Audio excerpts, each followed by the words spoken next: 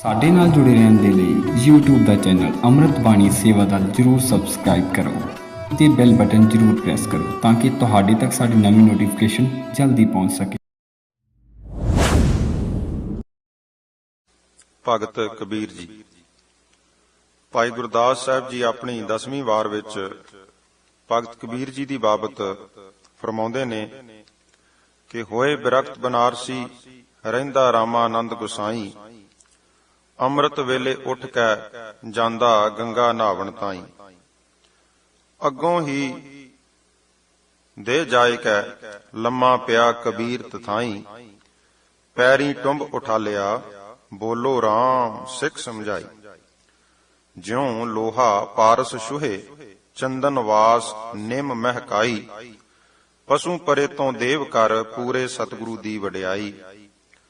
ਅਚਰਜ ਨੂੰ ਅਚਰਜ ਮਿਲੈ ਵਿਸਮਾਦੈ ਵਿਸਮਾਦ ਮਿਲਾਈ, ਝਰਣਾ ਝਰਦਾ ਨਿਚਰੋਂ ਗੁਰਮੁਖ ਬਾਣੀ ਅਘੜ ਕਢਾਈ। ਰਾਮ ਕਬੀਰੈ ਭੇਦ ਨਾ ਭਾਈ। ਭਾਵ ਰਾਮਾਨੰਦ ਗੁਸਾਈ ਬਿਰਖਤ ਹੋ ਕੇ ਕਾਂਸੀ ਵਿੱਚ ਰਹਿ ਰਹੇ ਸਨ। ਅੰਮ੍ਰਿਤ ਵੇਲੇ ਉੱਠ ਕੇ ਗੰਗਾ ਦੇ ਉੱਪਰ ਇਸ਼ਨਾਨ ਕਰਨ ਨੂੰ ਜਾਂਦੇ ਹੁੰਦੇ ਸਨ। ਕਬੀਰ ਜੀ ਇਹ ਸਮਝ ਕੇ ਕਿ ਮਤਾਂ ਜੇ ਮੈਂ ਪ੍ਰਤੱਖ ਰੂਪ ਵਿੱਚ ਸਾਹਮਣੇ ਗਿਆ ਤੇ ਮੈਨੂੰ ਸ਼ੂਦਰ ਜਾਣ ਕੇ ਮੱਥੇ ਹੀ ਨਾ ਲਾਉਣ, ਸੋ ਨਾਮਦਾਨ ਦੀ ਜਾਚਨਾ ਲਈ ਉਹਨਾਂ ਦੇ ਰਸਤੇ ਵਿੱਚ ਲੰਮੇ ਜਾ ਪਏ। ਜਦ ਰਾਮਾਨੰਦ ਜੀ ਲੰਘਣ ਲੱਗੇ ਤਦ ਹਨੇਰੇ ਵਿੱਚ ਰਸਤੇ ਵਿੱਚ ਲੰਮੇ ਪਏ ਹੋਏ ਕਬੀਰ ਜੀ ਨੂੰ ਉਹਨਾਂ ਦੇ ਪੈਰ ਦਾ ਠੁੱਡਾ ਵੱਜਾ। ਪੈਰ ਦੇ ਅੰਗੂਠੇ ਨਾਲ ਟੁੰਬ ਕੇ ਆਖਿਆ, ਪਰਮੇਸ਼ਰ ਦਾ ਨਾਮ ਲੈ, ਰਾਮ ਬੋਲ। ਭਾਵ ਰਸਤਾ ਛੱਡ ਰਾਮ ਬੋਲ। ਇਹ ਰਾਮਾਨੰਦ ਜੀ ਦੇ ਮੂੰਹ ਚੜਿਆ ਹੋਇਆ ਫਿਕਰਾ ਸੀ, ਪਰ ਉਧਰ ਸਿੱਖ ਬਣ ਕੇ ਆਜਿਜ਼ ਬਣ ਕੇ ਲੰਮੇ ਪਏ ਹੋਏ ਕਬੀਰ ਜੀ ਨੂੰ ਸਮਝ ਆਈ ਕਿ ਮੈਨੂੰ ਉਪਦੇਸ਼ ਹੋ ਗਿਆ ਹੈ। ਸੋ ਜਿਕਰ ਲੋਹਾ ਪਾਰਸ ਨਾਲ ਛੂ ਕੇ ਸੋਨਾ ਹੋ ਜਾਂਦਾ ਹੈ, ਨਿੰਮ ਚੰਦਨ ਨਾਲ ਰਹਿ ਕੇ ਚੰਦਨ ਦੀ ਖੁਸ਼ਬੂ ਆਪਣੇ ਵਿੱਚ ਸਮੋ ਲੈਂਦੀ ਹੈ। ਪੂਰੇ ਸਤਿਗੁਰੂ ਦੀ ਵਡਿਆਈ ਹੈ ਕਿ ਪਸ਼ੂ ਅਤੇ ਪ੍ਰੇਤ ਵਰਗੀਆਂ ਬਿਰਤੀਆਂ ਨੂੰ ਵੀ ਦੇਵਤਾ ਬਿਰਤੀ ਬਖਸ਼ਿਸ਼ ਕਰ ਦਿੰਦਾ ਹੈ। ਅਸਚਰਜ ਰੂਪ ਗੁਰੂ ਨਾਲ ਮਿਲ ਕੇ ਸਿੱਖ ਵੀ ਅਸਚਰਜ ਰੂਪ ਹੋ ਕੇ ਵਿਸਮਾਦ ਭਾਵ ਈਸ਼ਵਰ ਨਾਲ ਮਿਲ ਜਾਂਦਾ ਹੈ। ਫਿਰ ਆਤਮਾ ਦੇ ਵਿੱਚੋਂ ਅੰਮ੍ਰਿਤ ਦਾ ਝਰਨਾ ਝਰਦਾ ਹੈ, ਭਾਵ ਉਸ ਹਿਰਦੇ ਵਿੱਚੋਂ ਪਰਉਪਕਾਰ ਦਾ ਸਤ ਦਾ ਉਪਦੇਸ਼ ਰੂਪੀ ਪ੍ਰਵਾਹ ਚੱਲਦਾ ਹੈ। ਗੁਰਮੁਖਾਂ ਦੀ ਬਾਣੀ ਅਘੜ ਜੀਵਾਂ ਨੂੰ ਵੀ ਘੜ ਦਿੰਦੀ ਹੈ। ਅਜਿਹੇ ਕਬੀਰ ਜੀ ਹੋਏ ਹਨ ਕਿ ਰਾਮ ਅਤੇ ਕਬੀਰ ਵਿੱਚ ਭੇਦ ਨਹੀਂ ਰਿਹਾ। ਕਬੀਰ ਧਿਆਇਓ ਏਕ ਰੰਗ। ਕਬੀਰ ਜੀ ਭਗਤੀ ਲਹਿਰ ਦੇ ਉੱਗੇ ਤੇ ਪਰਮ ਭਗਤ ਹੋਏ ਹਨ। ਭਗਤੀ ਅਤੇ ਸੱਚ ਬੋਲਣ ਦੇ ਰਸਤਿਆਂ ਵਿੱਚ ਵਿਖਮ ਰੁਕਾਵਟਾਂ ਆਈਆਂ, ਪਰ ਭਗਤੀ ਮਾਰਗ ਦੀਆਂ ਔਖੀਆਂ ਘਾਟੀਆਂ ਪਾਰ ਕਰ ਜਾਣ ਵਾਲਾ ਭਗਤ ਆਪਣੇ ਸਰੀਰ ਕਰਕੇ ਭਾਵੇਂ ਸਦਾ ਨਹੀਂ ਰਹਿੰਦਾ, ਪਰ ਧੰਨ ਗੁਰੂ ਤੇਗ ਬਹਾਦਰ ਸਾਹਿਬ ਜੀ ਦਾ ਪਾਵਨ ਬਚਨ ਹੈ ਕਿ ਨਾਮ ਰਹਿਓ ਸਾਧੂ ਰਹਿਓ, ਰਹਿਓ ਗੁਰ ਗੋਬਿੰਦ ਕਹੋ ਨਾਨਕ ਇਹ ਜਗਤ ਮੈਂ ਕਿਨ ਜਪਿਓ ਗੁਰਮੰਤ। ਉਹਨਾਂ ਦਾ ਨਾਮ ਸਦਾ ਲਈ ਕਾਇਮ ਰਹਿੰਦਾ ਹੈ। ਜੋ ਪਰਮੇਸ਼ਰ ਦਾ ਨਾਮ ਜਪਦੇ ਹਨ ਉਹਨਾਂ ਦਾ ਨਾਮ ਭਗਤ ਜਨ ਆਖ ਕੇ ਸਤਕਾਰਿਆ ਜਾਂਦਾ ਹੈ। ਉਹਨਾਂ ਦੇ ਜੀਵਨ ਕੌਤਕਾਂ ਦੀਆਂ ਸਾਖੀਆਂ ਸਦਾ ਹੀ ਸੰਸਾਰ ਨੂੰ, ਇਸ ਮਨੁੱਖ ਨੂੰ ਸੱਚ ਅਤੇ ਪ੍ਰਭੂ ਭਗਤੀ ਵੱਲ ਲਾਉਣ ਦੀ ਪ੍ਰੇਰਨਾ ਦਿੰਦੀਆਂ ਹਨ। ਭਗਤ ਕਬੀਰ ਜੀ ਦਾ ਸੰਖੇਪ ਜੀਵਨ ਬਿਉਰਾ ਇਸ ਪ੍ਰਕਾਰ ਮਿਲਦਾ ਹੈ।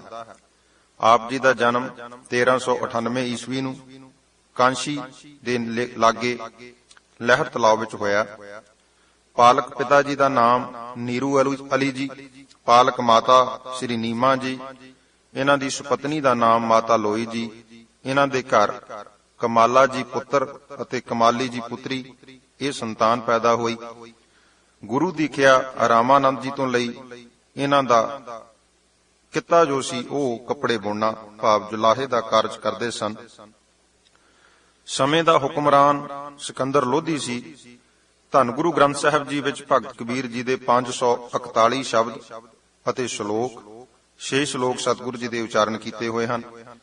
ਖਾਸ ਅਸਥਾਨ ਇਹਨਾਂ ਦਾ ਜੋ ਹੈ ਉਹ ਕਬੀਰ ਚੌਰਾ ਕਾਂਸ਼ੀ ਵਿੱਚ ਹੈ। 17 ਰਾਗਾਂ ਵਿੱਚ ਆਪ ਜੀ ਨੇ ਬਾਣੀ ਉਚਾਰੀ। 1518 ਈਸਵੀ ਨੂੰ ਹੜੰਬਾ, ਜਿਸ ਨੂੰ ਮਗਹਰ ਵੀ ਕਿਹਾ ਜਾਂਦਾ ਹੈ, ਗੋਰਖਪੁਰ ਤੋਂ ਪੱਛਮ ਵਾਲੇ ਪਾਸੇ 15 ਮੀਲ ਤੇ ਉੱਤਰ ਪ੍ਰਦੇਸ਼ ਵਿੱਚ ਹੈ, ਉੱਥੇ ਇਹਨਾਂ ਦਾ ਸੱਚਖੰਡ ਪਿਆਨਾ ਹੋਇਆ। ਕੁੱਲ ਆਰਯੂ ਇਤਿਹਾਸ ਦੇ ਪੰਨਿਆਂ ਵਿੱਚ 120 ਸਾਲ ਇਹਨਾਂ ਦੀ ਦੱਸੀ ਜਾਂਦੀ ਹੈ। ਭਗਤ ਕਬੀਰ ਜੀ ਦਾ ਜਨਮ ਕਾਂਚੀ ਸ਼ਹਿਰ ਵਿੱਚ ਹੋਇਆ। ਪਿਤਾ ਨੀਰੂ ਜੀ ਅਤੇ ਮਾਤਾ ਨੀਮਾ ਨੇ ਬੜੇ ਪਿਆਰ ਚਾਅ ਨਾਲ ਕਬੀਰ ਜੀ ਦੀ ਪਾਲਣਾ ਕੀਤੀ। ਕਾਜ਼ੀ ਅਤੇ ਮੌਲਵੀ ਪਾਸ ਪੜ੍ਹਨ ਭੇਜਿਆ ਗਿਆ। ਮਾਤਾ ਪਿਤਾ ਮੁਸਲਮਾਨ ਸਨ। ਉਹ ਕਬੀਰ ਜੀ ਨੂੰ ਮੁਸਲਮਾਨੀ ਮਤ ਵੱਲ ਲਾਉਣਾ ਚਾਹੁੰਦੇ ਸਨ ਤੇ ਪੰਡਤ ਆਪ ਜੀ ਨੂੰ ਜੁਲਾਹਾ ਕਰਕੇ ਸ਼ੂਦਰ ਸਮਝਦੇ ਸਨ।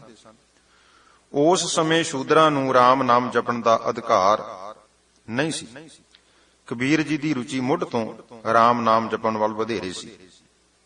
ਮਜ਼੍ਹਬੀ ਤਵੱਸਬ, ਮਜ਼੍ਹਬੀ ਈਰਖਾ ਉਸ ਸਮੇਂ ਬਹੁਤ ਸਿਖਰਾਂ ਤੇ ਸੀ, ਪਰ ਕਬੀਰ ਜੀ ਮੁੱਢ ਤੋਂ ਹੀ ਧਰਤੀ ਤੇ ਵਸਣ ਵਾਲੇ ਲੋਕਾਂ, ਪੰਛੀਆਂ, ਪਸ਼ੂਆਂ, ਕੀੜੇ ਮਕੌੜਿਆਂ ਅਤੇ ਹੋਰ ਸਭ ਕੁਝ ਨੂੰ ਪਰਮਾਤਮਾ ਦੀ ਰਚਨਾ ਜਾਣਦੇ ਸਨ। ਕਬੀਰ ਜੀ ਦੇ ਘਰ ਮਾਤਾ ਪਿਤਾ ਨਾਲ ਕੱਪੜਾ ਬੁਣਨ ਦਾ ਕੰਮਕਾਰ ਕਰਨ ਲੱਗੇ। ਉਹਨਾਂ ਦਾ ਵਿਆਹ ਲੋਈ ਜੀ ਨਾਲ ਹੋਇਆ। ਆਪ ਦੇ ਘਰ ਪੁੱਤਰ ਕਮਾਲਾ ਅਤੇ ਪੁੱਤਰੀ ਕਮਾਲੀ ਪੈਦਾ ਹੋਈ। ਪਰਿਵਾਰ ਦਾ ਮੋਹ ਵੀ ਭਗਤ ਕਬੀਰ ਜੀ ਦੀ ਪ੍ਰੇਮਾ ਭਗਤੀ ਵਿੱਚ ਕੋਈ ਵਿਘਨ ਨਾ ਪਾ ਸਕਿਆ। ਜਿਉਂ-ਜਿਉਂ ਪ੍ਰਭੂ ਪ੍ਰਤੀ ਪ੍ਰੀਤ ਵੱਧਦੀ ਗਈ, ਆਪ ਦਾ ਮਨ ਤਿਆਗ ਤੇ ਵੈਰਾਗ ਧਾਰਨ ਕਰਦਾ ਗਿਆ। ਘਰ ਵਿੱਚ ਕਬੀਰ ਜੀ ਦੇ ਪੁੱਤਰ, ਧੀ ਅਤੇ ਇਸਤਰੀ ਦੇ ਗੁਜ਼ਾਰੇ ਆਦਿ ਬਾਬਤ ਕਬੀਰ ਜੀ ਦੀ ਮਾਤਾ ਵਿਚਾਰਾਂ ਕਰਦੀ ਰਹਿੰਦੀ ਕਿ ਇਹਨਾਂ ਦਾ ਗੁਜ਼ਾਰਾ ਕਿਵੇਂ ਹੋਵੇਗਾ, ਕਿਉਂਕਿ ਕਬੀਰ ਜੀ ਜ਼ਿਆਦਾ ਸਮਾਂ ਪਰਮੇਸ਼ਰ ਬੰਦਗੀ ਵਿੱਚ, ਪ੍ਰਭੂ ਭਜਨ ਵਿੱਚ ਹੀ ਬਤੀਤ ਕਰਿਆ ਕਰਦੇ ਸਨ। ਉਂਝ ਉਹ ਭਜਨ ਦੇ ਨਾਲ ਘਰ ਦਾ ਧੰਦਾ ਵੀ ਕਰਦੇ, ਭਾਵ ਕੱਪੜੇ ਵੀ ਬੁਣਦੇ। ਇੱਕ ਦਿਨ ਅਚਾਨਕ ਇੱਕ ਪੁਰਖ ਨੇ ਭਗਤ ਜੀ ਨੂੰ ਪੁੱਛਿਆ ਕਿ ਤੁਸੀਂ ਗੁਰੂ ਧਾਰਨ ਕੀਤਾ ਹੈ ਕਿ ਨਹੀਂ? ਗੁਰੂ ਬਿਨਾਂ ਗਤ ਨਹੀਂ ਹੁੰਦੀ। ਜੇਕਰ ਨਹੀਂ ਕੀਤਾ ਤਾਂ ਤੈਨੂੰ ਗੁਰੂ ਜ਼ਰੂਰ ਧਾਰਨ ਕਰਨਾ ਚਾਹੀਦਾ। ਉਸ ਸਮੇਂ ਪ੍ਰਚਲਿਤ ਮਰਜ਼ਾਦਾ ਅਨੁਸਾਰ ਕੋਈ ਨੀਚ ਜਾਤ ਵਾਲਾ ਨਾਮ ਸਿਮਰਨ ਨਹੀਂ ਸੀ ਕਰ ਸਕਦਾ ਅਤੇ ਨਾ ਹੀ ਕਿਸੇ ਉੱਚੀ ਜਾਤੀ ਵਾਲੇ ਨੂੰ ਗੁਰੂ ਧਾਰਨ ਕਰ ਸਕਦਾ ਸੀ। ਉਨੀ ਦਿਨੀ ਰਾਮਾਨੰਦ ਜੀ ਦੀ ਬਹੁਤ ਉਪਮਾ ਸੀ। ਸੋ ਕਬੀਰ ਜੀ ਨੇ ਉਹਨਾਂ ਨੂੰ ਗੁਰੂ ਧਾਰਨ ਦੀ ਵਿਉਂਤ ਬਣਾਈ। ਡੇਢ ਪਹਿਰ ਰਹਿੰਦੀ ਰਾਤ ਕਬੀਰ ਜੀ ਗੰਗਾ ਦੇ ਕਿਨਾਰੇ ਮਨੀਕਰਨ ਘਾਟ ਤੇ ਜਾ ਕੇ ਲੰਮੇ ਪੈ ਗਏ। ਰਾਮਾਨੰਦ ਜੀ ਉਸ ਸਥਾਨ ਤੇ ਹਰ ਰੋਜ਼ ਇਸ਼ਨਾਨ ਕਰਨ ਆਇਆ ਕਰਦੇ ਸਨ। ਹਰ ਰੋਜ਼ ਵਾਂਗੂ ਜਦੋਂ ਰਾਮਾਨੰਦ ਜੀ ਇਸ਼ਨਾਨ ਕਰਨ ਆਏ, ਹਨੇਰੇ ਵਿੱਚ ਕਬੀਰ ਜੀ ਰਸਤੇ ਵਿੱਚ ਲੰਮੇ ਪਏ ਹੋਏ ਸਨ। ਰਾਮਾਨੰਦ ਜੀ ਦਾ ਪੈਰ ਕਬੀਰ ਜੀ ਨੂੰ ਵੱਜਾ। ਪੈਰ ਦੀ ਛੋਹ ਨਾਲ ਸਵਾਮੀ ਜੀ ਨੇ ਮਹਿਸੂਸ ਕੀਤਾ ਕਿ ਕੋਈ ਮਨੁੱਖ ਸੁੱਤਾ ਪਿਆ ਹੈ। ਇਸ਼ਨਾਨ ਦਾ ਵੇਲਾ ਹੈ, ਅੰਮ੍ਰਿਤ ਵੇਲਾ ਹੋ ਗਿਆ ਹੈ। ਇਸ ਵਾਸਤੇ ਉਹਨਾਂ ਨੇ ਸੁਭਾਵਕ ਹੀ ਆਖਿਆ ਕਿ ਪੁਰਖਾ ਉੱਠ ਕੇ ਰਾਮ ਕਹੋ, ਦਿਨ ਚੜ੍ਹਨ ਵਾਲਾ ਹੈ, ਆਲਸ ਨਾਲ ਕਿਉਂ ਪਿਆ ਹੈ? ਇਹਨਾਂ ਸ਼ਬਦਾਂ ਦੇ ਅਸਰ ਬਾਰੇ ਕਬੀਰ ਜੀ ਆਪਣੀ ਬਾਣੀ ਵਿੱਚ ਵੀ ਲਿਖਦੇ ਨੇ ਕਿ ਕਬੀਰ ਸਤਿਗੁਰ ਸੂਰਮੇ ਬਾਹਿਆ ਬਾਣ ਜੋ ਏਕ, ਭਾਵ ਹਿਰਦੇ ਵਿੱਚ ਰਾਮ ਰਾਮ ਦਾ ਲਗਾਤਾਰ ਜਾਪ ਆਰੰਭ ਹੋ ਗਿਆ। ਕਿਉਂਕਿ ਕਰਨੀ ਵਾਲੇ ਤਪਸਵੀ ਮਹਾਂਪੁਰਖਾਂ ਦੇ ਥੋੜੇ ਸ਼ਬਦ ਹੀ ਅਨੇਕਾਂ ਦੀ ਕਾਇਆ ਪਲਟ ਕਰਨ ਦੀ ਸਮਰੱਥਾ ਰੱਖਦੇ ਨੇ, ਪਰ ਕਰਨੀ ਤੋਂ ਹੀਣੇ ਪੁਰਖਾਂ ਦੇ ਹਜ਼ਾਰਾਂ ਉਪਦੇਸ਼ ਵੀ ਮਨੁੱਖ ਦਾ ਤਾਂ ਕੁਝ ਵੀ ਸਵਾਰ ਨਹੀਂ ਸਕਦੇ। ਰਾਮਾਨੰਦ ਜੀ ਵੈਸ਼ਨਵ ਮਤ ਦੇ ਉਪਾਸਕ ਸਨ, ਪਰ ਬਹੁਤ ਛੂਤ-ਛਾਤ ਨਹੀਂ ਮੰਨਦੇ ਸਨ। ਉਹਨਾਂ ਕਬੀਰ ਜੀ ਨੂੰ ਆਪਣਾ ਸ਼ਿਸ਼ ਪ੍ਰਵਾਨ ਕਰ ਲਿਆ, ਜਿਸ ਕਾਰਨ ਕਾਜ਼ੀਆਂ ਅਤੇ ਪਾਂਡਿਆਂ ਵਿੱਚ ਕਾਫੀ ਚਰਚਾ ਹੋਈ। ਗੁਰੂ ਧਾਰਨ ਕਰਕੇ ਕਬੀਰ ਜੀ ਅਤਿਅੰਤ ਪ੍ਰਸੰਨ ਹੋਏ। ਵੈਸ਼ਨਵ ਖਿਆਲਾਂ ਅਨੁਸਾਰ ਪੂਜਾ ਕਰਨੀ ਆਰੰਭ ਕਰ ਦਿੱਤੀ। ਰਾਮ ਨਾਮ ਦਾ ਸਿਮਰਨ ਕਰਨ ਲੱਗ ਪਏ। ਗ੍ਰਸਥੀਆਂ ਵਾਲਾ ਪਹਿਰਾਵਾ ਲਾ ਦਿੱਤਾ ਤੇ ਸਾਧੂਆਂ ਵਾਲਾ ਭੇਖ ਧਾਰਨ ਕਰ ਲਿਆ। ਕਬੀਰ ਜੀ ਦੀ ਪਤਨੀ ਬੀਬੀ ਲੋਈ ਪਤੀ ਵਰਤਾ, ਆਗਿਆਕਾਰ, ਸੰਤ ਸੇਵੀ ਅਤੇ ਭਗਤੀ ਭਾਵ ਵਾਲੀ ਸੀ। ਆਪ ਸੰਤੋਖੀ, ਸੰਜਮੀ, ਸਤਵਾਦੀ ਪਰਿਵਾਰਕ ਜੀਵਨ ਬਤੀਤ ਕਰਨ ਲੱਗੇ। ਦੋਵੇਂ ਮਿਲ ਕੇ ਜੁਲਾਹਿਆਂ ਵਾਲਾ ਅਥਵਾ ਕੱਪੜੇ ਬੁਣਨ, ਕੱਤਣ, ਤੁੰਮਣ ਇਤ ਆਦਿ ਦਾ ਕਾਰਜ ਕਰਦੇ। ਆਏ ਮਹਾਤਮਾਵਾਂ ਦੀ ਯਥਾ ਸ਼ਕਤ ਸੇਵਾ ਕਰਦੇ। ਸਿਰਫ ਨਿਰਵਾਹ ਹੀ ਚੱਲਦਾ, ਜੋੜ ਕੇ ਕੁਝ ਵੀ ਨਾ ਰੱਖਦੇ।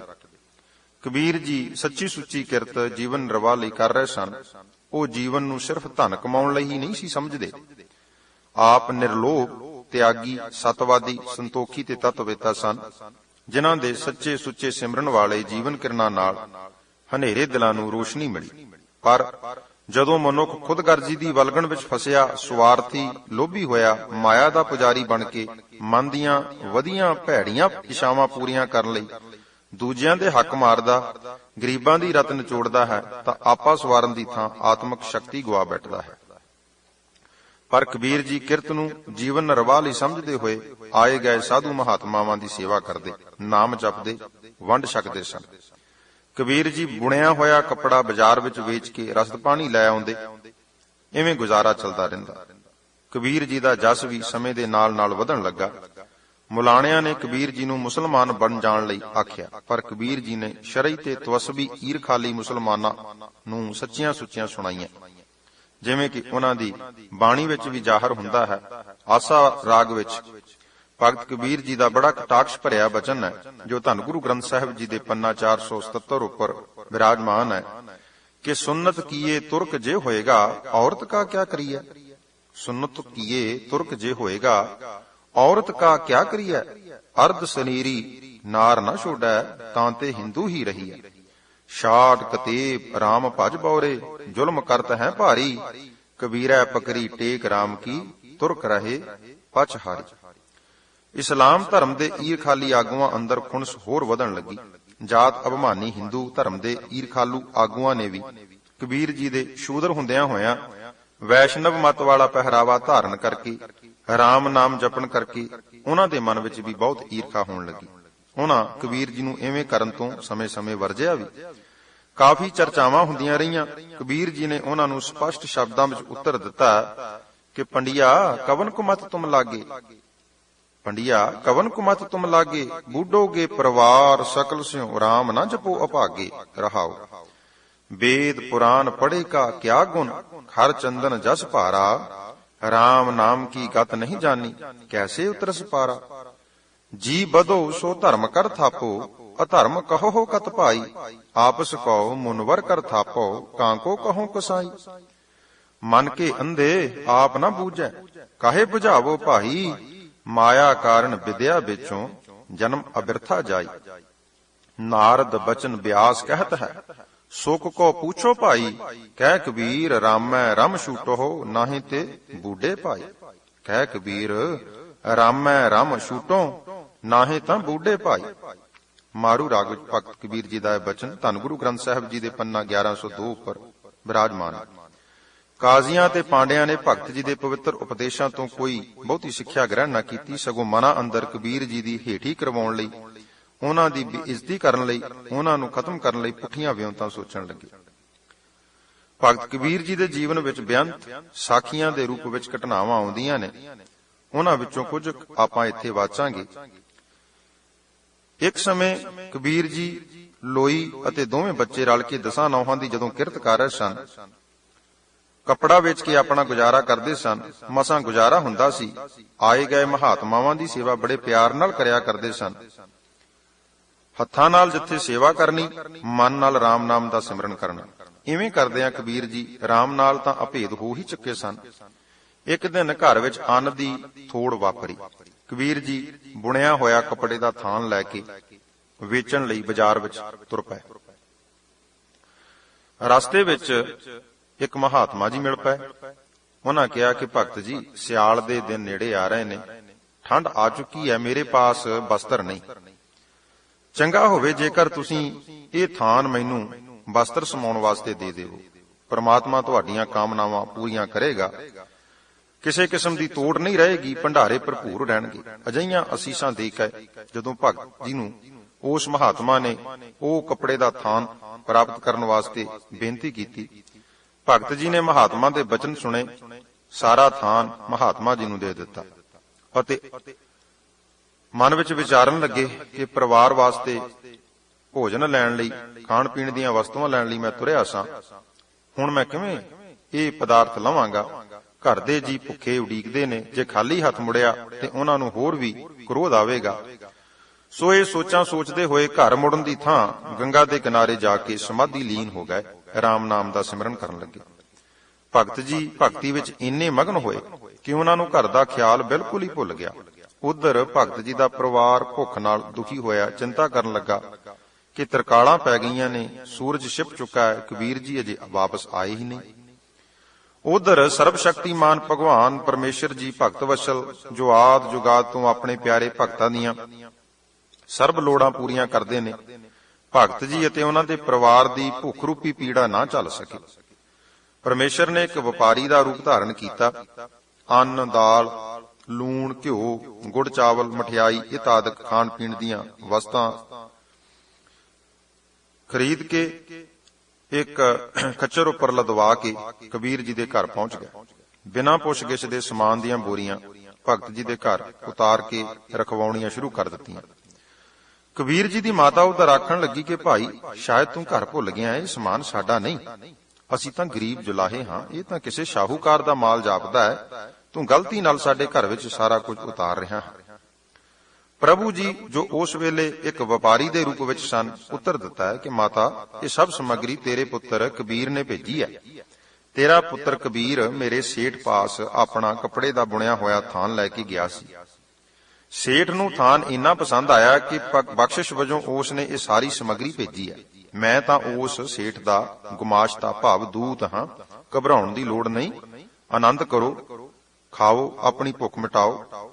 ਇਵੇਂ ਆਖ ਕੇ ਸਭ ਸਮੱਗਰੀ ਉਤਾਰ ਕੇ ਪ੍ਰਭੂ ਜੀ ਉੱਥੋਂ ਅਲੋਪ ਹੋ ਗਏ।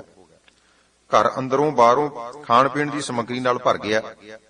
ਇਹ ਸਾਰਾ ਕੁਝ ਵੇਖ ਕੇ ਕਬੀਰ ਜੀ ਦਾ ਸਾਰਾ ਪਰਿਵਾਰ ਬਹੁਤ ਪ੍ਰਸੰਨ ਹੋਇਆ। ਉਹਨਾਂ ਲੰਗਰ ਪਾਣੀ ਛਕਿਆ। ਪਰ ਉਧਰ ਲੋਈ ਜੀ, ਜੋ ਪਤੀਵਰਤਾ ਇਸਤਰੀ ਸਨ, ਆਪਣੇ ਪਤੀ ਜੀ ਦੀ ਉਡੀਕ ਵਿੱਚ ਅੰਨ ਛਕੇ ਤੋਂ ਬਿਨਾਂ ਹੀ ਬੈਠੇ ਰਹੇ। ਕਾਫੀ ਸਮਾਂ ਬੀਤ ਗਿਆ, ਹਨੇਰਾ ਹੋ ਗਿਆ, ਪਰ ਕਬੀਰ ਜੀ ਫਿਰ ਵੀ ਘਰ ਨਾ ਪੁੱਜੇ। ਕਬੀਰ ਜੀ ਦੇ ਮਾਤਾ ਪਿਤਾ ਲੱਭਣ ਲੱਗੇ, ਸਭ ਮਹਾਤਮਾਵਾਂ ਦੇ ਟਿਕਾਣੇ ਵੇਖੇ।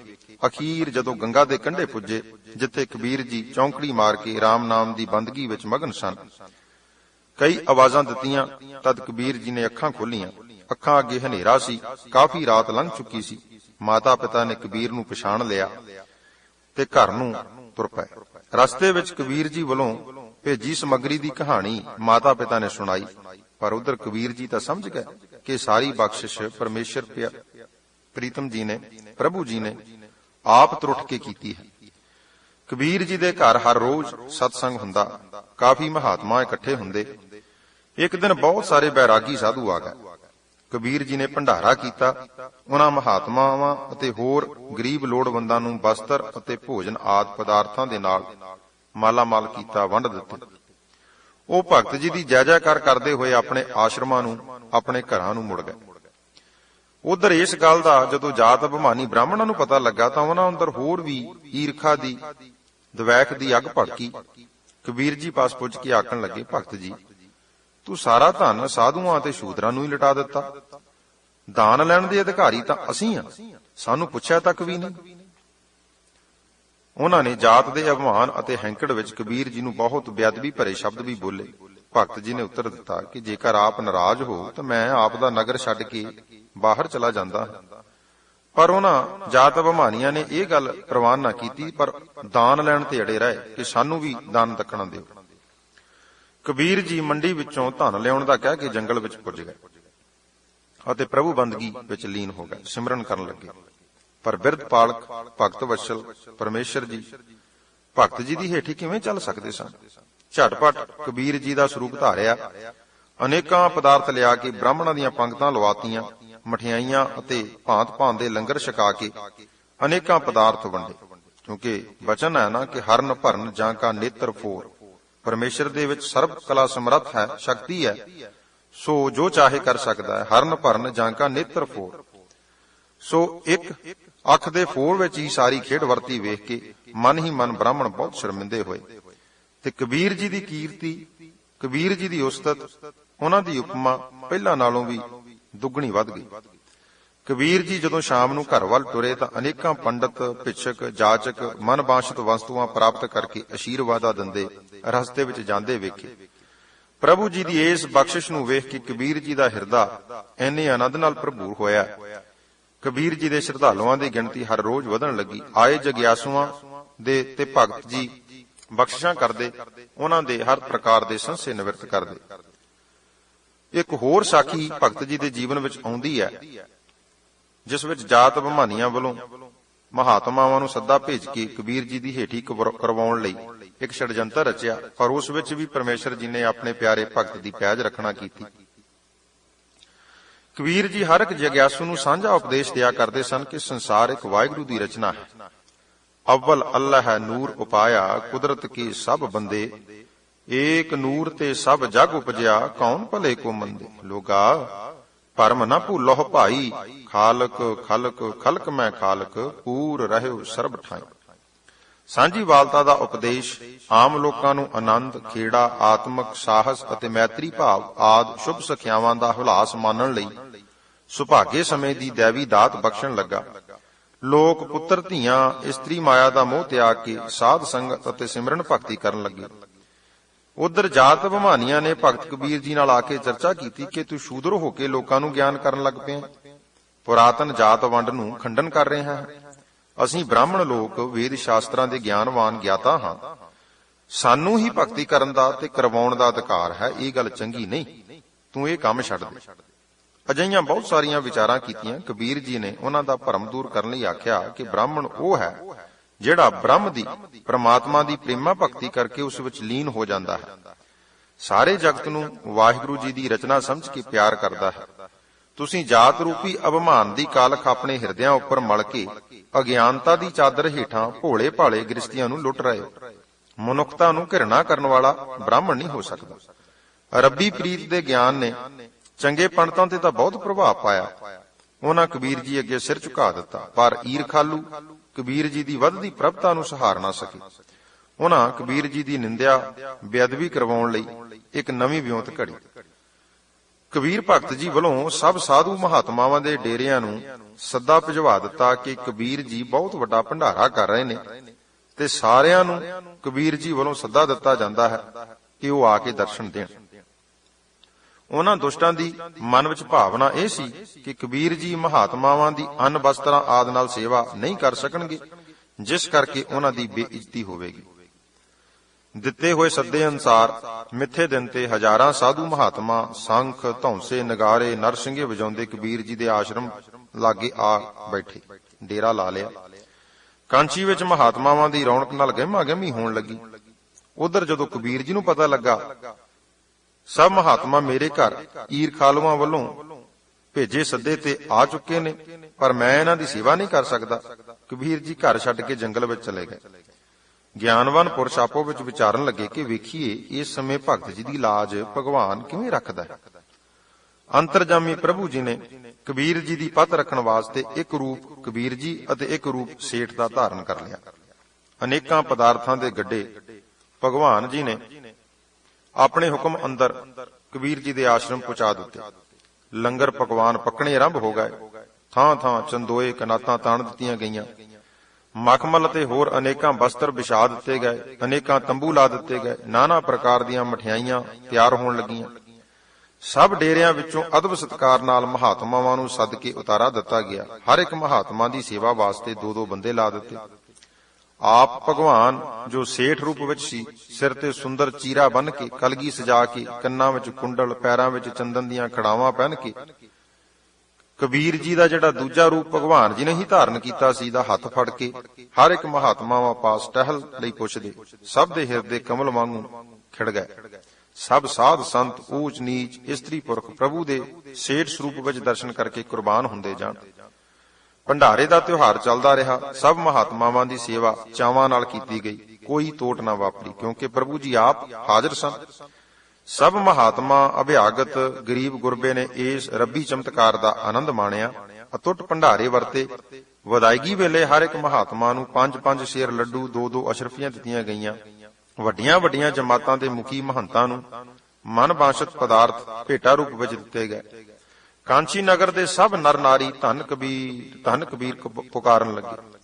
ਉਧਰ ਦੁਸ਼ਟ ਸਭਾ ਸੋਚਣ ਲੱਗੀ ਕਿ ਇਹ ਸੇਠ ਕਿੱਥੋਂ ਆ ਗਿਆ। ਉਹਨਾਂ ਇੱਕ ਹੋਰ ਸਾਜ਼ਿਸ਼ ਰਚੀ ਕਿ ਸਾਰਿਆਂ ਨੇ ਮਹਾਤਮਾ ਵਾਲੇ ਬਸਤਰ ਪਹਿਨ ਲਏ ਅਤੇ ਸੇਠ ਜੀ ਪਾਸ ਪੁੱਜ ਕੇ ਬੇਨਤੀ ਕਰਨ ਲੱਗੇ ਕਿ ਸਾਨੂੰ ਆਪ ਦੀ ਮਿਹਰ ਨਾਲ ਸਭ ਪਦਾਰਥ ਤਾਂ ਮਿਲ ਗਏ ਨੇ, ਪਰ ਸਾਡੀ ਧੂਣੀ ਪ੍ਰਕਾਸ਼ਿਤ ਨਹੀਂ ਹੋਈ। ਜੇਕਰ ਸਾਡੀ ਧੂਣੀ ਪ੍ਰਕਾਸ਼ਿਤ ਹੋ ਗਈ ਤਾਂ ਆਪ ਜੀ ਦਾ ਜਸ ਗਾਵਾਂਗੇ। ਭਗਵਾਨ ਜੀ ਨੇ ਮੂੰਹੋਂ ਮੰਗੀ ਸਮੱਗਰੀ ਦਿੱਤੀ। ਨੇਕ ਪੁਰਸ਼ ਇਹ ਖੇਡ ਵੇਖ ਕੇ ਪ੍ਰਸੰਨ ਹੋਏ, ਪਰ ਦੁਸ਼ਟ ਟੋਲੀ ਮਨ ਹੀ ਮਨ ਵਿੱਚ ਸ਼ਰਮਿੰਦਗੀ ਦੀ ਮਾਰੇ ਖਿਸਕਣ ਲੱਗੀ। ਜਦੋਂ ਰਸਤੇ ਵਿੱਚੋਂ ਲੰਘਦੇ ਲੋਕ ਆਪਣੇ ਮੂੰਹੋਂ ਕਬੀਰ ਜੀ ਦੀ ਬਾਬਤ ਧੰਨ ਕਬੀਰ ਆਖਦੇ ਜਾ ਰਹੇ ਸਨ ਤੇ ਉਧਰ ਕਬੀਰ ਜੀ ਦੇ ਕੰਨਾਂ ਵਿੱਚ ਵੀ ਇਹ ਆਵਾਜ਼ ਪਈ। ਤਦ ਜੰਗਲ ਵਿੱਚੋਂ ਕਬੀਰ ਜੀ ਵੀ ਆਪਣੇ ਘਰ ਪੁੱਜੇ। ਸੇਠ ਸਰੂਪ ਵਿੱਚ ਭਗਵਾਨ ਜੀ ਨੇ ਕਬੀਰ ਜੀ ਨੂੰ ਜੱਫੀ ਵਿੱਚ ਲੈ ਲਿਆ ਤੇ ਪਿਆਰ ਨਾਲ ਆਸ਼ੀਰਵਾਦ ਦੇ ਕੇ ਅਲੋਪ ਹੋ ਗਏ। ਕਬੀਰ ਜੀ ਦਾ ਜਸ ਸੰਸਾਰ ਵਿੱਚ ਫੈਲਿਆ। ਆਪਣੀ ਇਹ ਉਸਤਤੀ ਹੁੰਦੀ ਵੇਖ ਕੇ ਕਬੀਰ ਜੀ ਨੇ ਪਰਮੇਸ਼ਰ ਦੇ ਪਿਆਰ ਵਿੱਚ ਇਹ ਸ਼ਲੋਕ ਉਚਾਰਿਆ ਕਿ ਕਬੀਰ ਨਾ ਹਮ ਕੀਆ ਨਾ ਕਰਾਂਗੇ, ਨਾ ਕਰ ਸਕੈ ਸਰੀਰ, ਕਿਆ ਜਾਨੋ ਕਿਛ ਹਰ ਕੀਆ, ਭਇਓ ਕਬੀਰ ਕਬੀਰ। ਕਾਜ਼ੀ ਅਤੇ ਪੰਡਤ ਦੋਵੇਂ ਈਰਖਾ ਵਸ ਕਬੀਰ ਜੀ ਦੇ ਵਿਰੁੱਧ ਹੋ ਗਏ ਸਨ। ਮਨ ਵਿੱਚ ਸਮੇਂ-ਸਮੇਂ ਜੋ ਦਵੈਖ ਰੱਖ ਕੇ ਕਬੀਰ ਜੀ ਦੀ ਹੇਠੀ ਕਰਨ ਲਈ ਜੋ ਛੜਜੰਤਰ ਰਚਦੇ, ਉਹਨਾਂ ਵਿੱਚੋਂ ਮੂੰਹ ਦੀ ਖਾਣੀ ਪੈਂਦੀ, ਕਿਉਂਕਿ ਪਰਮੇਸ਼ਰ ਜੀ ਆਪਣੇ ਭਗਤ ਦੀ ਆਪ ਪੈਜ ਰੱਖਦੇ। ਸੋ ਇਸ ਤਰ੍ਹਾਂ ਆਪਣੀ ਸਮੇਂ-ਸਮੇਂ ਹੁੰਦੀ ਹਾਰ ਤੋਂ ਸਬਕ ਸਿੱਖਣ ਦੀ ਬਜਾਏ ਉਹਨਾਂ ਦੇ ਮਨ ਵਿੱਚ ਹੋਰ ਈਰਖਾ ਵੱਧਦੀ ਗਈ। ਉਹ ਕਬੀਰ ਜੀ ਨਾਲ ਦੁਸ਼ਮਣੀ ਰੱਖਣ ਲੱਗੇ। ਬਨਾਰਸ ਦੇ ਨਵਾਬ ਪਾਸ ਪਹਿਲਾਂ ਯਤਨ ਕਰ ਚੁੱਕੇ ਸਨ, ਪਰ ਉਹ ਭਗਤ ਜੀ ਦਾ ਸ਼ਰਧਾਲੂ ਸੀ। ਉਸ ਨਵਾਬ ਨੇ ਵੀ ਭਗਤ ਕਬੀਰ ਜੀ ਦੀ ਜੋ ਸੀ ਕੋਈ ਵੀ ਉਹਨਾਂ ਦੇ ਵਿਰੁੱਧ ਕਾਰਵਾਈ ਨਾ ਕੀਤੀ। ਈਰਖਾਲੂਆਂ ਦੇ ਸ਼ਿਕਾਇਤਾਂ ਦੇ ਉੱਤੇ ਉਸ ਨੇ ਕਬੀਰ ਜੀ ਦੇ ਵਿਰੁੱਧ ਹਮੇਸ਼ਾ ਸ਼ਰਧਾ ਭਾਵਨਾ ਵਾਲਾ ਰਵੱਈਆ ਰੱਖਿਆ। ਅਚਾਨਕ ਦਿੱਲੀ ਦਾ ਬਾਦਸ਼ਾਹ ਸਿਕੰਦਰ ਲੋਧੀ ਦੌਰਾ ਕਰਦਾ ਕਾਂਚੀ ਪੁੱਜ ਗਿਆ।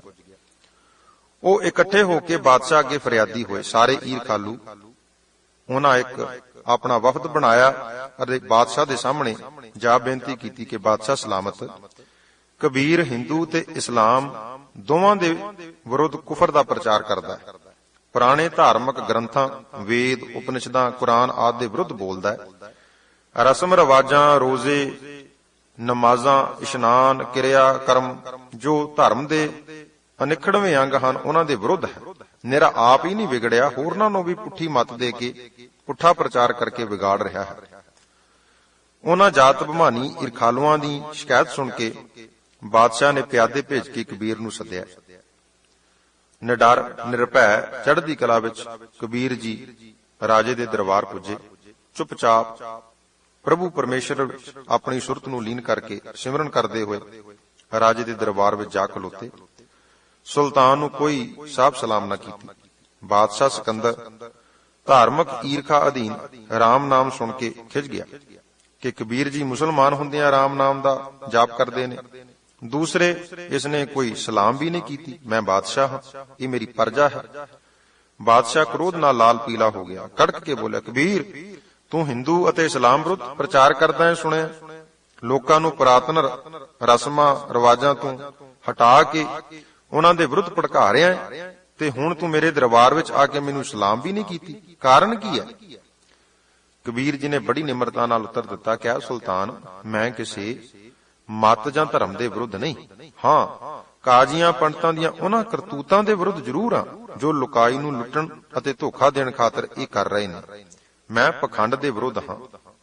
ਆਪ ਨੂੰ ਹਕੂਮਤ ਦਾ ਨਸ਼ਾ ਹੈ, ਪੰਡਤ ਤੇ ਮੌਲਵੀਆਂ ਨੂੰ ਸੱਚ ਦੀ ਪਛਾਣ ਨਹੀਂ।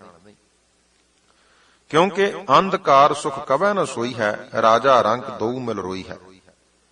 ਇਸ ਹੁਕਮ ਅਨੁਸਾਰ ਤੁਸੀਂ ਸਭਨਾਂ ਵਿੱਚ ਇੱਕੋ ਅੱਲਾ ਈਸ਼ਵਰ ਦੀ ਜੋਤ ਨਹੀਂ ਵੇਖ ਰਹੇ। ਦਵੈਕ ਵਿੱਚ ਫਾਥੇ ਅਸਲੀਅਤ ਤੋਂ ਭਟਕ ਚੁੱਕੇ ਹੋ। ਸਲਾਮ ਮੈਂ ਆਪ ਨੂੰ ਇਸ ਕਰਕੇ ਵੀ ਨਹੀਂ ਕੀਤੀ ਕਿਉਂਕਿ ਮੈਂ ਸਭ ਨਾਲ ਪਿਆਰ ਕਰਦਾ ਹਾਂ। ਸਾਰੇ ਰਾਮ ਦੇ ਬਣਾਏ ਹਨ, ਅਸੀਂ ਸਾਰੇ ਬਰਾਬਰ ਹਾਂ, ਸਭਨਾਂ ਦਾ ਰਾਖਾ ਵੀ ਰਾਮ ਹੀ ਹੈ। ਕਬੀਰ ਜੀ ਦੇ ਦਲੇਰੀ ਭਰੇ ਜਵਾਬ ਨਾਲ ਕਠੋਰ ਹਿਰਦੇ ਨਰਮ ਹੋਣ ਦੀ ਥਾਂ ਬਾਦਸ਼ਾਹ ਕੱਪੜਿਆਂ ਤੋਂ ਬਾਹਰ ਹੋ ਗਿਆ। ਹੁਕਮ ਦਿੱਤਾ ਕਿ ਇਸ ਨੂੰ ਸੰਗਲਾਂ ਨਾਲ ਬੰਨ੍ਹ ਕੇ ਗੰਗਾ ਦੇ ਡੂੰਘੇ ਪਾਣੀ ਵਿੱਚ ਡੋਬ ਕੇ ਮਾਰ ਦਿੱਤਾ ਜਾਵੇ। ਹੁਕਮ ਸੁਣਦਿਆਂ ਸਾਰ ਹੀ ਅਹਿਲਕਾਰਾਂ ਨੇ ਕਬੀਰ ਜੀ ਨੂੰ ਬਾਹੋਂ ਫੜ ਲਿਆ, ਹੱਥ ਪੈਰ ਸੰਗਲਾਂ ਨਾਲ ਬੰਨ੍ਹ ਲਏ। ਜਲਾਦ ਕਬੀਰ ਜੀ ਨੂੰ ਗੰਗਾ ਦੇ ਕਿਨਾਰੇ ਲੈ ਗਏ। ਮੌਲਵੀ ਤੇ ਪੰਡਤ ਬੜੇ ਖੁਸ਼ ਹੋਏ, ਮੂੰਹ ਜੋੜ-ਜੋੜ ਗੱਲਾਂ ਕਰ ਰਹੇ ਸਨ। ਪਰ ਉਧਰ ਕਬੀਰ ਜੀ ਦੇ ਸ਼ਰਧਾਲੂ ਕੰਢੇ ਤੇ ਖੜੇ ਸੋਗ ਵਿੱਚ ਡੁੱਬੇ ਹੋਏ ਸਨ। ਮਿੱਤਰਾਂ, ਦੁਸ਼ਮਣਾਂ ਅਤੇ ਤਮਾਸ਼ਬੀਨਾਂ ਦੀ ਭੀੜ ਗੰਗਾ ਦੇ ਕਿਨਾਰੇ ਇਕੱਠੀ ਹੋ ਗਈ। ਬਾਦਸ਼ਾਹ ਆਪ ਵੀ ਮੌਕੇ ਤੇ ਪੁੱਜ ਗਿਆ। ਸਰਕਾਰੀ ਬੇੜਾ ਕਿਨਾਰੇ ਲਿਆਂਦਾ ਗਿਆ। ਪਿਆਦਿਆਂ ਤੇ ਜਲਾਦਾਂ ਨੇ ਕਬੀਰ ਨੂੰ ਚੁੱਕ ਕੇ ਬੇੜੇ ਵਿੱਚ ਰੱਖ ਦਿੱਤਾ। ਮਲਾਹ ਚੱਪੂ ਲਾ ਕੇ ਡੂੰਘੇ ਪਾਣੀ ਅਤੇ ਤੇਜ਼ ਵੇਗ ਵਾਲੀ ਥਾਂ ਤੇ ਬੇੜਾ ਲੈ ਗਿਆ। ਜਲਾਦਾਂ ਨੇ ਕਬੀਰ ਜੀ ਨੂੰ ਚੁੱਕ ਕੇ ਗੰਗਾ ਵਿੱਚ ਸੁੱਟ ਦਿੱਤਾ। ਹੱਥ ਪੈਰ ਸੰਗਲਾਂ ਨਾਲ ਬੱਝੇ ਹੋਏ ਸਨ। ਕੰਢੇ ਖੜੇ ਲੋਕਾਂ ਨੇ ਹਾਹਾਕਾਰ ਮਚਾਈ ਕਿ ਬਾਦਸ਼ਾਹ ਨੇ ਬਹੁਤ ਬੁਰਾ ਕੀਤਾ ਹੈ। ਇੱਕ ਭਗਤ ਨੂੰ ਖਾਹ-ਮਖਾਹ ਪਾਣੀ ਵਿੱਚ ਸੁੱਟ ਕੇ ਮਾਰਨ ਦਾ ਇਹ ਵਸੀਲਾ ਕੀਤਾ ਹੈ। ਅਨੇਕਾਂ ਤਰ੍ਹਾਂ ਦੀਆਂ ਆਵਾਜ਼ਾਂ ਆਈਆਂ, ਪਰ ਰੱਬੀ ਸੱਤਾ ਜਿਹੜੀ ਹਰ ਥਾਂ ਵਿਆਪਕ ਹੈ, ਉਸ ਨੇ ਗੰਗਾ ਵਿੱਚ ਸੁੱਟੇ ਗਏ ਭਗਤ ਕਬੀਰ ਜੀ ਦੀ ਰੱਖਿਆ ਕਰਨਾ ਕੀਤੀ। ਸਰਬ ਵਿਆਪਕ ਸਮਰੱਥ ਪ੍ਰਭੂ ਨੇ ਦੈਬੀ ਤਾਕਤ ਨਾਲ ਭਗਤ ਜੀ ਦੇ ਸੰਗਲ ਖੋਲ ਦਿੱਤੇ ਅਤੇ ਭਗਤ ਜੀ ਇੱਕ ਮਿਰਗਸ਼ਾਲਾ ਤੇ ਚੌਂਕੜਾ ਮਾਰ ਕੇ ਸਮਾਧੀ ਲਾ ਕੇ ਬੈਠੇ ਰਾਮ ਨਾਮ ਦਾ ਸਿਮਰਨ ਕਰਦੇ ਗੰਗਾ ਦੀਆਂ ਲਹਿਰਾਂ ਉੱਪਰ ਤੈਰ ਰਹੇ ਸਰਬ ਲੋਕਾਈ ਨੂੰ ਦਿਸਣ ਲੱਗੇ। ਸਹਿਜੇ ਸਹਿਜੇ ਉਹ ਮਿਰਗਸ਼ਾਲਾ ਗੰਗਾ ਜੀ ਦੇ ਕਿਨਾਰੇ ਪੁੱਜੀ। ਕਬੀਰ ਜੀ ਘਾਟ ਤੇ ਪੁੱਜ ਗਏ। ਸ਼ਰਧਾਲੂਆਂ ਨੇ ਕਬੀਰ ਜੀ ਨੂੰ ਨਮਸਕਾਰਾਂ ਕੀਤੀਆਂ। ਰਾਮ ਨਾਮ ਦਾ ਕੀਰਤਨ ਹੋਣ ਲੱਗਾ। ਇਵੇਂ ਰੱਬ ਦੇ ਪ੍ਰੇਮੀਆਂ ਦਾ ਜਥਾ ਪ੍ਰਭੂ ਦੇ ਗੁਣ ਗਾਉਂਦਾ ਸ਼ਹਿਰ ਕਾਂਚੀ ਪਰਤ ਆਇਆ। ਅੱਗੇ ਨਾਲੋਂ ਵੀ ਭਗਤ ਕਬੀਰ ਜੀ ਦੀ ਉਪਮਾ ਹੋਰ ਵੱਧ ਗਈ। ਇਸ ਘਟਨਾ ਬਾਬਤ ਭਗਤ ਕਬੀਰ ਜੀ ਨੇ ਭੈਰੋਂ ਰਾਗ ਵਿੱਚ ਆਪਣੀ ਬਾਣੀ ਵਿੱਚ ਇਉਂ ਲਿਖਿਆ ਹੈ: ਗੰਗ ਗੁਸਾਇਨ ਗਹਿਰ ਗੰਭੀਰ, ਜੰਜੀਰ ਬਾਂਧ ਕਰ ਖਰੇ ਕਬੀਰ। ਮਨ ਨਾ ਡਿਗੈ ਤਨ ਕਾਹੇ ਕੋ ਡਰਾਏ, ਚਰਨ ਕਮਲ ਚਿਤ ਰਹਿਓ ਸਮਾਏ। ਰਹਾਉ ਗੰਗਾ ਕੀ ਲਹਿਰ ਮੇਰੀ ਟੁੱਟੀ ਜੰਜੀਰ, ਮ੍ਰਿਗਸ਼ਾਲਾ ਪਰ ਬੈਠੇ ਕਬੀਰ। ਕਹਿ ਕਬੀਰ ਕੋ ਸੰਗ ਨਾ ਸਾਥ, ਜਲ ਥਲ ਰਾਖਨ ਹੈ ਰਘੁਨਾਥ। ਇਹ ਸਭ ਕੁਝ ਸਮੇਂ ਦੇ ਬਾਦਸ਼ਾਹ ਮੁਲਾਣਿਆਂ ਪਾਂਡਿਆਂ ਨੇ ਅੱਖੀਂ ਵੇਖਿਆ, ਪਰ ਕਠੋਰ ਮਨਾਂ ਨੂੰ ਪ੍ਰਤੀਤ ਨਾ ਆਈ। ਪ੍ਰਭੂ ਪ੍ਰੀਤ ਤੋਂ ਸਖਣੇ ਹਿਰਦੇ ਪ੍ਰਭੂ ਜੀ ਦੀ ਇਸ ਅਨੋਖੀ ਅਲੌਕਿਕ ਖੇਡ ਨੂੰ ਵੀ ਸਮਝ ਨਾ ਸਕੇ।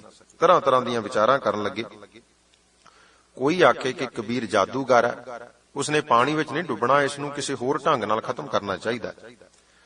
ਉਧਰ ਸਿਕੰਦਰ ਲੋਧੀ ਵੀ ਰਾਜ ਮੱਧ ਪ੍ਰਭਤਾ ਦੇ ਮੱਧ ਵਿੱਚ ਕਾਜ਼ੀਆਂ ਮੁਲਾਣਿਆਂ ਪਾਂਡਿਆਂ ਦੇ ਪਿੱਛੇ ਲੱਗਾ।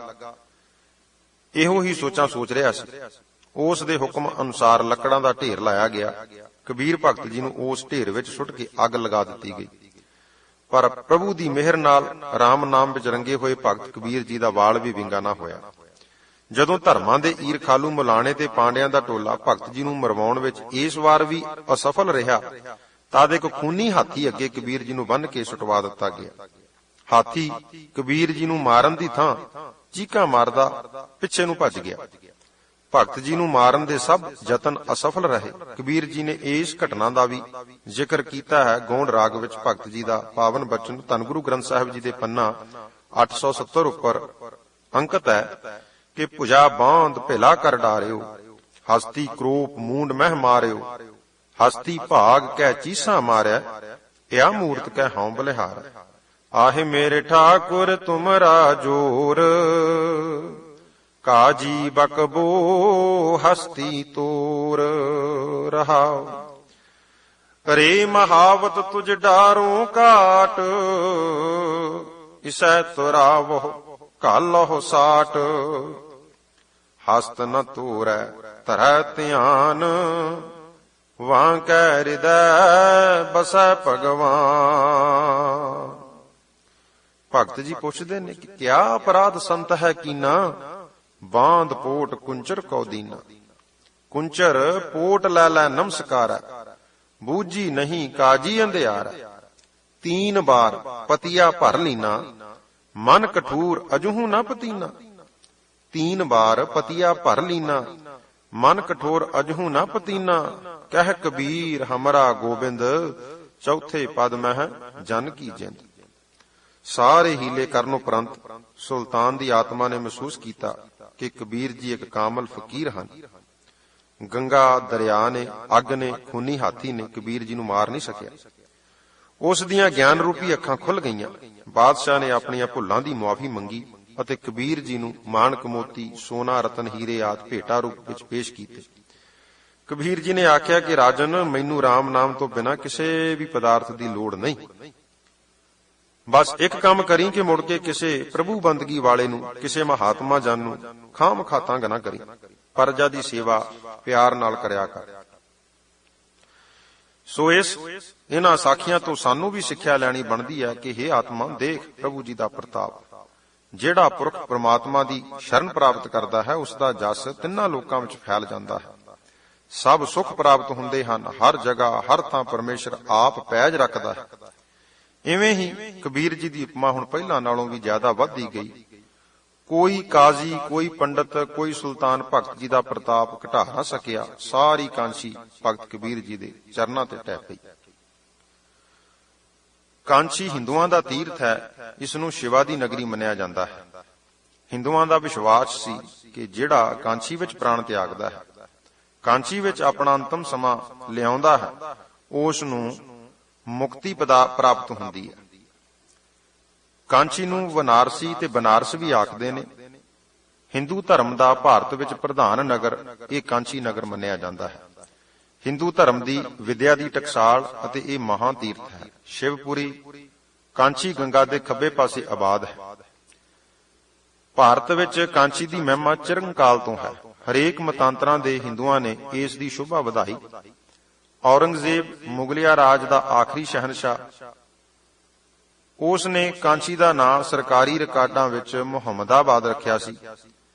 ਵਿਸ਼ੇਸ਼ਰਨਾਥ ਦਾ ਪ੍ਰਸਿੱਧ ਮੰਦਿਰ ਤੋੜ ਕੇ ਇੱਥੇ ਇੱਕ ਬਹੁਤ ਵੱਡੀ ਉਸ ਨੇ ਮਸਜਿਦ ਬਣਵਾਈ, ਜੋ ਹੁਣ ਵੀ ਹੋਂਦ ਵਿੱਚ ਹੈ। ਇਸ ਸ਼ਹਿਰ ਵਿੱਚ ਗੁਰਦੁਆਰੇ ਵੀ ਹਨ, ਜਿਨ੍ਹਾਂ ਦਾ ਨਾਮ ਇਸ ਤਰ੍ਹਾਂ ਹੈ ਕਿ ਭੈਰੋਂ ਵਿੱਚ ਵੱਡੀ ਸੰਗਤ, ਲਕਸ਼ਾ ਮਹੱਲਾ ਵਿੱਚ ਗੁਰੂ ਕਾ ਬਾਗ ਗੁਰਦੁਆਰਾ ਹੈ, ਜਗਤਗੰਜ ਵਿੱਚ ਛੋਟੀ ਸੰਗਤ ਹੈ। ਕਾਂਚੀ ਤੋਂ 3 ਕੋਹ ਗੰਗਾ ਪਾਰ ਛੋਟੇ ਮਿਰਜ਼ਾਪੁਰ ਦੀ ਜ਼ਮੀਨ ਵਿੱਚ 16 ਬਿਘੇ ਦਾ ਗੁਰੂ ਕਾ ਬਾਗ ਹੈ। ਇਸ ਥਾਂ ਧੰਨ ਗੁਰੂ ਗੋਬਿੰਦ ਸਿੰਘ ਸਾਹਿਬ ਪਾਤਸ਼ਾਹ ਜੀ ਵੱਡੀ ਸੰਗਤ ਵਿੱਚ ਬਿਰਾਜਣ ਸਮੇਂ ਇੱਕ ਵਾਰ ਪਧਾਰੇ ਸਨ। ਉਦਾਸੀ ਅਤੇ ਨਿਰਮਲੇ ਸੰਤਾਂ ਦੇ ਕਰੀਬ 40 ਥਾਂ ਕਾਂਚੀ ਵਿੱਚ ਅਜਿਹੇ ਹਨ ਜਿਨ੍ਹਾਂ ਵਿੱਚ ਧੰਨ ਗੁਰੂ ਗ੍ਰੰਥ ਸਾਹਿਬ ਜੀ ਦਾ ਪ੍ਰਕਾਸ਼ ਹੁੰਦਾ ਹੈ।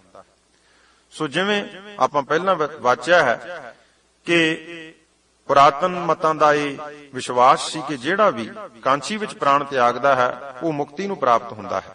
ਪਰ ਕਬੀਰ ਜੀ ਉਪਰੋਕਤ ਵਿਚਾਰ ਨਾਲ ਸਹਿਮਤ ਨਹੀਂ ਸਨ।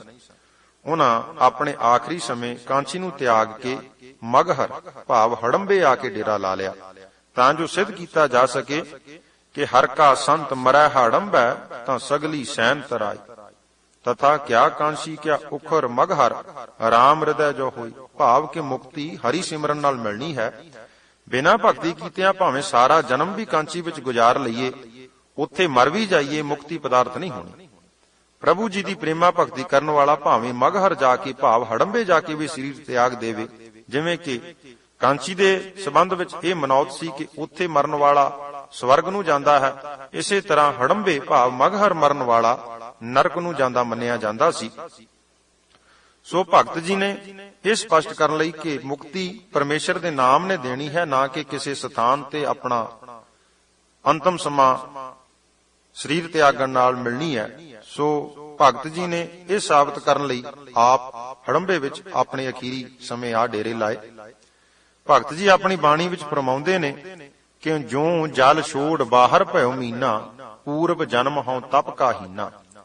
ਅਬ ਕਹੋ ਰਾਮ ਕਵਨ ਗਤ ਮੋਰੀ, ਤਜੀਲੇ ਬਨਾਰਸ ਮਤ ਭਈ ਥੋਰੀ। ਰਹਾਓ ਸਗਲ ਜਨਮ ਸ਼ਿਵਪੁਰੀ ਗਵਾਇਆ, ਮਰਤੀ ਬਾਰ ਮਗਹਰ ਉਠ ਆਇਆ। ਬਹੁਤ ਬਰਸ ਤਪ ਕੀਆ ਕਾਂਸੀ, ਮਰਨ ਭਇਆ ਮਗਹਰ ਕੀ ਬਾਸੀ। ਕਾਂਚੀ ਮਗਹਰ ਸਮ ਵਿਚਾਰੀ, ਓਚੀ ਭਗਤ ਕੈਸੇ ਉਤਰ ਸਪਾਰੀ। ਕਹੋ ਗੁਰ ਗਜ ਸਿਵ ਸਭ ਕੋ ਜਾਣੈ, ਮੋਆ ਕਬੀਰ ਰਮਤ ਸ੍ਰੀ ਰਾਮ। ਪਹਿਲੀਆਂ ਪੰਕਤੀਆਂ ਵਿੱਚ ਪੁਰਾਤਨ ਵਿਚਾਰਾਂ ਵਾਲਿਆਂ ਨਾਲ ਵਾਰਤਾਲਾਪ ਪ੍ਰਗਟ ਕਰਕੇ ਅੰਤਲੀਆਂ ਪੰਕਤੀਆਂ ਵਿੱਚ ਪ੍ਰਭੂ ਜੀ ਦੀ ਭਗਤੀ ਦਾ ਪ੍ਰਤਾਪ ਦੱਸਦੇ ਨੇ। ਲੋਕਾਂ ਪੁੱਛਣਾ ਆਰੰਭ ਕੀਤਾ ਕਿ ਭਗਤ ਜੀ ਤੁਸੀਂ ਇਹ ਕੀ ਕੀਤਾ? ਜਿਵੇਂ ਮੱਛੀ ਦੀ ਮੌਤ ਆਵੇ ਤੇ ਉਹ ਜਲ ਛੱਡ ਦੇਵੇ, ਤਿਵੇਂ ਤੁਸੀਂ ਮੋਖਦਾਤੀ ਕਾਂਚੀ ਨੂੰ ਤਿਆਗ ਕੇ ਆਖਰੀ ਸਮੇਂ ਮਗਹਰ ਕਿਉਂ ਆ ਗਏ ਹੋ? ਇਹ ਤੁਸੀਂ ਥੋੜੀ ਮਤ ਵਾਲੀ ਗੱਲ ਕੀਤੀ ਹੈ। ਪਤਾ ਨਹੀਂ ਤੁਹਾਡੀ ਕੀ ਹਾਲਤ ਹੋਵੇਗੀ। ਇਹ ਲੋਕਾਂ ਦਾ ਵਿਚਾਰ ਭਗਤ ਜੀ ਨੇ ਆਪਣੀ ਇਸ ਰਚਨਾ ਵਿੱਚ ਦਿੱਤਾ ਹੈ। ਲੋਕ ਆਖ ਰਹੇ ਸਨ ਕਿ ਤੁਸੀਂ ਸਾਰਾ ਜੀਵਨ ਕਾਂਚੀ ਵਿੱਚ ਸਿਮਰਨ ਕਰਦਿਆਂ ਲੰਘਾਇਆ, ਹੁਣ ਮਗਹਰ ਕਿਉਂ ਆ ਬੈਠੇ ਹੋ? ਜਿਉ ਜਲ ਛੋੜ ਬਾਹਰ ਭਇਓ ਮੀਨਾ, ਪੂਰਬ ਜਨਮ ਹਉ ਤਪ ਕਾਹੀਨਾ। ਅਬ ਕਹੋ ਰਾਮ ਕਵਨ ਗਤ ਮੋਰੀ, ਤਜੀਲੇ ਬਨਾਰਸ ਮਤ ਭਈ ਥੋਰੀ। ਲੋਕਾਂ ਦਾ ਸ਼ੰਕਾ ਭਗਤ ਜੀ ਨੇ ਇੱਥੇ ਦੱਸਿਆ ਹੈ ਕਿ ਸਗਲ ਜਨਮ ਸ਼ਿਵਪੁਰੀ ਗਵਾਇਆ, ਮਰਤੀ ਬਾਰ ਮਗਹਰ ਉਠ ਆਇਆ। ਬਹੁਤ ਬਰਸ ਤਪ ਕੀਆ ਕਾਂਸ਼ੀ, ਮਰਨ ਭਇਆ ਮਗਹਰ ਕੀ ਬਾਂਸੀ। ਹੁਣ ਮਗਹਰ ਕਿਉਂ ਆ ਬੈਠੇ? ਇਵੇਂ ਹੀ ਅਨੋਕਾਂ ਵੱਲੋਂ ਅਨੇਕਾਂ ਪ੍ਰਸ਼ਨ ਕੀਤੇ ਗਏ। ਭਗਤ ਜੀ ਅਗਲੀਆਂ ਪੰਕਤੀਆਂ ਵਿੱਚ ਉੱਤਰ ਦਿੰਦੇ ਨੇ ਕਿ ਲੋਕੋ, ਕਾਂਚੀ ਮਗਹਰ ਦੋਵੇਂ ਪ੍ਰਭੂ ਜੀ ਦੇ ਹਨ। ਕਾਂਚੀ ਮਗਹਰ ਸਮ ਵਿਚਾਰੀ। ਕਾਂਚੀ ਤੇ ਮਗਹਰ ਹੜੰਬਾ ਦੋਨੇ ਪਰਮੇਸ਼ਰ ਜੀ ਦੇ ਬਣਾਏ ਹੋਏ ਹਨ। ਪਰਮੇਸ਼ਰ ਜੀ ਹਰ ਥਾਂ ਵਿਆਪਕ ਹਨ। ਜਿਨ੍ਹਾਂ ਨੇ ਪ੍ਰੇਮਾ ਭਗਤੀ ਨਹੀਂ ਕੀਤੀ ਉਹਨਾਂ ਨੂੰ ਫਿਕਰ ਹੋਵੇਗਾ ਕਿ ਸਾਨੂੰ ਕੋਈ ਫਿਕਰ ਨਹੀਂ।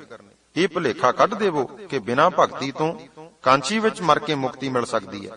ਕਬੀਰ ਜੀ ਕਹਿੰਦੇ ਹਨ ਕਿ ਮੈਂ ਰਮਤ ਰਾਮ ਵਿੱਚ ਲੀਨ ਹੋ ਜਾਵਾਂਗਾ, ਮੇਰੇ ਉੱਪਰ ਕਿਰਪਾ ਕਰਕੇ ਪ੍ਰਭੂ ਮਗਹਰ ਦਾ ਕੋਈ ਵੀ ਅਸਰ ਨਹੀਂ ਹੋਣ ਦੇਵੇਗਾ।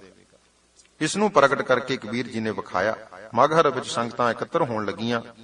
ਰਾਮ ਨਾਮ ਦਾ ਸਿਮਰਨ ਆਰੰਭ ਹੋ ਗਿਆ। ਬਨਾਰਸ ਅਤੇ ਗੋਰਖਪੁਰ ਦੇ ਸਭ ਇਲਾਕੇ ਵਿੱਚ ਕਬੀਰ ਜੀ ਦੀ ਸ਼ੋਭਾ ਹੋਣ ਲੱਗੀ। ਪਰਮਾਤਮਾ ਵੱਲੋਂ ਜਿੰਨਾ ਚਿਰ ਇਸ ਜਗਤ ਵਿੱਚ ਰਹਿਣ ਦਾ ਹੁਕਮ ਮਿਲਿਆ ਸੀ, 120 ਕੁ ਵਰਿਆਂ ਦੀ ਆਯੂ ਬਤੀਤ ਕਰਕੇ 1575 ਸੰਮਤ 1518 ਈਸਵੀ ਵਿੱਚ ਗੋਰਖਪੁਰ ਦੇ ਇਲਾਕੇ ਮਗਹਰ ਵਿੱਚ ਆਪ ਜੋਤੀ ਜੋਤ ਸਮਾ ਗਏ। ਸੋ ਹੈ ਮੇਰੀ ਆਤਮਾ, ਮਹਾਤਮਾ, ਭਗਤ, ਮਹਾਪੁਰਸ਼ ਪ੍ਰਮਾਤਮਾ ਦੀ ਆਗਿਆ ਨਾਲ ਮਾਇਆਵਾਦੀ ਸੰਸਾਰ ਵਿੱਚ ਆਉਂਦੇ ਨੇ। ਜੀਵਾਂ ਨੂੰ ਉਪਦੇਸ਼ ਕਰਕੇ ਉਸ ਅਕਾਲ ਪੁਰਖ ਜੀ ਦੇ ਹੁਕਮ ਅੰਦਰ ਵਾਪਸ ਚਲੇ ਜਾਂਦੇ ਹਨ। ਅਜਿਹੀਆਂ ਕਬੀਰ ਭਗਤ ਜੀ ਦੀਆਂ ਅਨੇਕਾਂ ਸਾਖੀਆਂ ਹਨ, ਪਰ ਇੱਥੇ ਕੁਝ ਕੁ ਦਾ ਵਰਣਨ ਕੀਤਾ ਹੈ। ਸੋ ਇਸ ਕਰਕੇ ਹੈ ਮੇਰੇ ਮਨ, ਭਗਤ ਕਬੀਰ ਜੀ ਨੇ ਪੁਰਾਤਨ ਹਵਾਲੇ ਦੇ ਕੇ ਮਨ ਨੂੰ ਸਮਝਾਉਂਦਿਆਂ ਆਪਣੀ ਰਚਨਾ ਵਿੱਚ ਵੀ ਫਰਮਾਇਆ ਹੈ ਕਿ ਸੰਕਾਦਕ ਨਾਰਦ ਮੁਨ ਸ਼ੇਖਾ, ਤਿਨ ਭੀ ਤਨ ਮੈਂ ਮਨ ਨਹੀਂ ਪੇਖਾ। ਇਸ ਮਨ ਕੋ ਕੋਈ ਖੋਜੋ ਭਾਈ, ਇਸ ਮਨ ਕੋ ਕੋਈ ਖੋਜੋ ਭਾਈ, ਤਨ ਛੂਟੇ ਮਨ ਕਹਾਂ ਸਮਾਈ।